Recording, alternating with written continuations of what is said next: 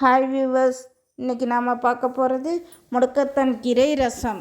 இது சாப்பிட்டு வந்தீங்கன்னா கை கால் மூட்டு வலி இடுப்பு வலி எல்லாமே நீங்கும். வாங்க எப்படி செய்கிறதுன்னு பார்க்கலாம். அதுக்கு முன்னாடி இந்த சேனலை சப்ஸ்கிரைப் பண்ணாதவங்க சப்ஸ்கிரைப் பண்ணிக்கோங்க. ஒரு மிக்ஸி ஜாரில் மிளகு சீரகம்,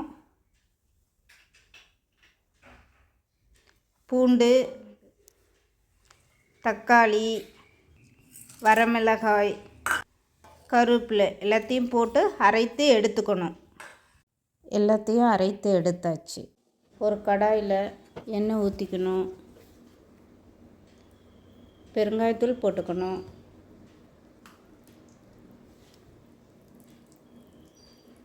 கடுகு போட்டுக்கணும். கடுகு பொரிஞ்சோடனே முடக்கத்தான் கீரையை எண்ணெயில் போட்டு நல்லா வதக்கணும்.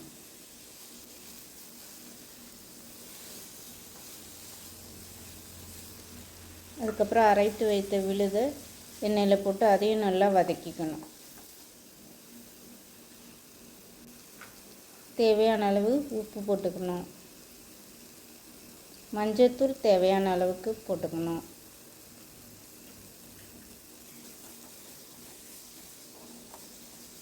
தேவையான அளவு தண்ணி ஊற்றிக்கணும்.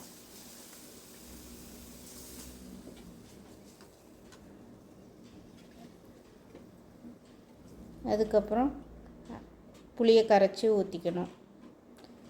2 நிமிஷம் கொதிக்க விடணும்.